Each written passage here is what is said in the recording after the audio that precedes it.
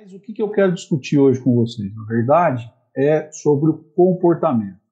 Toda decisão, se eu perguntar para você, você toma uma decisão baseada na sua emoção ou na sua razão? Você vai falar para mim assim, não, na minha razão. Porque emocionalmente você quer que eu aceite a sua resposta. Complicado. A decisão, ela é emocional. Toda decisão é emocional. O que diferencia grandes atletas de alta performance, profissionais de alta performance, pilotos de caça, força de elite, de exército, é o domínio emocional para se tomar as decisões. É a disciplina, porque toda a decisão ela passa pelo filtro emocional antes de ir para a razão. Por que que as coisas simples não são feitas pela maioria das pessoas? E aqueles que fazem as coisas de forma disciplinada, de forma correta, obtêm uma vantagem enorme sobre uma manada que insiste em simplificar as coisas, em simplificar, em usar heurística. Está aqui um esqueminha que eu fiz de mind map, né? Estudo de comportamento. Primeira coisa, qual é a regência da decisão? Ela é emocional ou racional? Eu já meio que discuti isso, né? Toda a regência de decisão, toda decisão passa pelo cunho emocional para chegar no racional. Quando você vai às compras no supermercado, se você for com fome, você tende a trazer muito mais comida do que você precisa, por conta da emoção, por conta da necessidade da fome. A todo momento você está sendo estimulado emocionalmente para tomar as decisões em favor de um marketing. Quando você está lá num rompimento, o mercado está falando, vem comprar, filho. Compra aqui o rompimento que vai dar certo. Vai dar certo. Percebe? Não é só no supermercado que você é estimulado, o teu emocional mexe. Tá? Outra coisa que o comportamento tem é o viés cognitivo. Como é que trabalha o viés cognitivo? O que é o viés cognitivo, né? Você tem o principal órgão que traz cognição é o cérebro. Primeira coisa que você acessa no cérebro é a memória. E para aqueles que não têm o privilégio de ter uma memória fotográfica, você pode lembrar parte de uma viagem, mas você não lembra a viagem inteira. Você pode lembrar parte de como foi o pregão hoje, principalmente quando você tomou loss ou fez gain, ou algumas partes, mas você não lembra do livro inteiro, do pregão inteiro, de um filme inteiro. Você lembra a parte.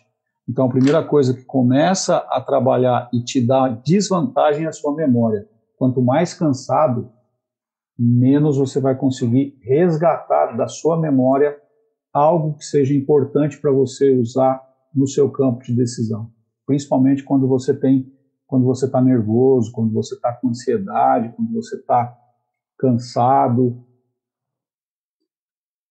Já falei do esforço físico, qual é a energia corporal que o cérebro demanda, e à medida em que não chega energia para o cérebro, você tende a simplificar as coisas. Quando você é pressionado a tomar uma decisão, quando você tem que ter velocidade, é agora. Por isso que muitas vezes, quando você está lá pedindo um desconto, comprando alguma coisa, a pessoa vai colocar você contra a parede, vai dizer, essa aqui é a última peça, você tem até agora para decidir. Por quê? Porque ele quer acessar a simplificação do seu cérebro para você tomar a decisão em favor dele. Filho, aqui é o último dia, a última vaga, não dá para te dar mais desconto. Aí você vira as costas e fala, vou fazer o seguinte, hein? Eu vou te dar 10% de desconto, mas você tem que fechar hoje. Se você não fechar hoje, a oferta está fora da mesa. Então, quando você percebe esse tipo de comportamento, entenda que a pessoa está te forçando a simplificar a decisão. Sobre o viés cognitivo também, você tem a confirmação. E aí aquela polaridade, é o turrão. É o cara que quer estar certo na discussão de tampinha de cerveja, ele quer estar certo. Não importa qual discussão, ele tem que estar certo. É ele. A última palavra é dele. Então, esse é um problema. Porque na discussão, ele vai procurar sempre estar certo. Outra confirmação, você busca notícias que favoreçam somente o seu lado. Você procura veículos de comunicação. Hoje eu estou com viés de baixo, eu vou procurar tudo que eu puder ver para confirmar que hoje o mercado vai cair. E traduzindo para mercado, se eu estou com viés de baixo, eu só vou procurar ler notícia que confirme o meu viés. E, finalmente, quando a gente entende que a gente errou, que o nosso lado está errado, aí não é culpa nossa. Né? Aí é culpa sempre é de um terceiro. É do fator externo. Nunca sou eu que errei. Nunca. Não é culpa minha, não. Né? Então, o viés cognitivo tem uma função muito forte na confirmação. Então, a gente precisa pensar nisso. E aqui, gente, eu vou dar uma paradinha, para vocês olharem para a minha cara redonda aqui, e eu quero simplesmente chamar a atenção para uma discussão onde seria mais importante a gente fazer uma análise reflexiva do que eu estou trazendo aqui. Porque não tem fórmula mágica para neutralizar viés cognitivo. Não tem fórmula mágica para neutralizar simplificação de decisão. Não tem, porque cada um tem o seu sapato. Cada um é cada um, percebe? Então a ideia aqui não é dar a solução. Aqui é propor para que a gente entenda o que acontece no nosso processo de decisão, no nosso comportamento. Tá bom?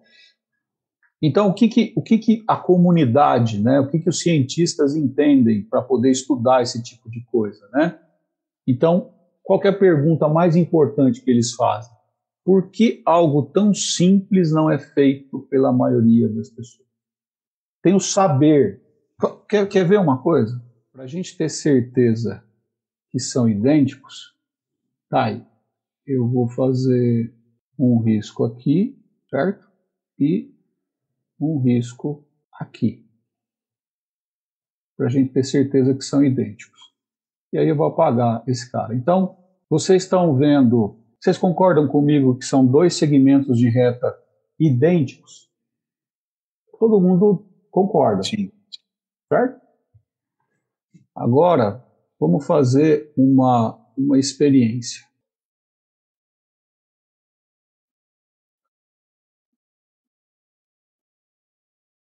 Qual dos dois é maior? O de baixo. Olha que legal. A gente sabe que eles são exatamente iguais, porque eu só fiz um desenho, só coloquei um desenho neles, mas a gente acabou de ver isso aqui, ó, né? Ó. Mas eu não estou dizendo que o Marcelo está errado, não. Olha isso aqui, ó. Eles são idênticos, mas o cérebro não deixa de entender que o de baixo é maior. Por quê? Porque isso é uma ilusão cognitiva. Embora a gente saiba que eles são idênticos, o Marcelo, muito generosamente, falou, não, o de baixo é maior. Qual que é o maior? É o de baixo. A gente sabe que são iguais. Mas se você falar qual é o menor e qual é o maior, você vai falar que o de baixo é maior. A gente sabe que são idênticos. A gente sabe. Então, o saber, às vezes, não é suficiente para você tomar a decisão correta. Então, continuando aqui nossa aula, olha só. Por que algo tão simples não é feito pela maioria das pessoas? Algumas razões para a gente pensar, né? Primeira coisa, incapacidade cerebral. Não é para você, filho. Isso aqui não é para você. Temos que entender que tem coisa que eu já tentei aprender a tocar algum instrumento. Não adianta, não é para mim. Insistir nessa situação é gastar esforço e não ter resultado. Outra coisa, racionalidade limitada. Existe uma corrente nos cientistas que diz que o ser humano ele tem uma limitação na racionalidade. E a racionalidade é comandada pela emoção. Não dá para você desvincular a racionalidade do emocional. Ser racional sem ser emocional não existe pro ser humano. Por que vocês acham que não tem, hoje em dia, não tem mais operador em instituição financeira grande boletando? Vou boletar, deixa eu colocar as ordens aqui. Não tem. Não tem. Por quê? Porque não tem ninguém com a capacidade que o algoritmo tem.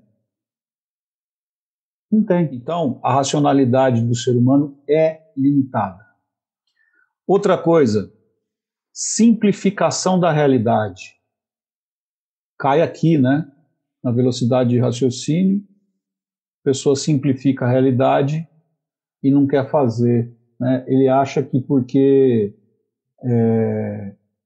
o preço da prestação cabe no bolso dele, e ele acha que cabe no bolso dele porque ele tem noção do comprometimento do salário que ele quer comprar alguma coisa lá, ele quer comprar o iPhone novo, ele quer comprar, e ele acha que R$ 500 por mês, é 500, eu ganho 5 mil, então, mas ele não está entendendo que não é em função dos R$ 5.000 que ele tem que fazer o cálculo.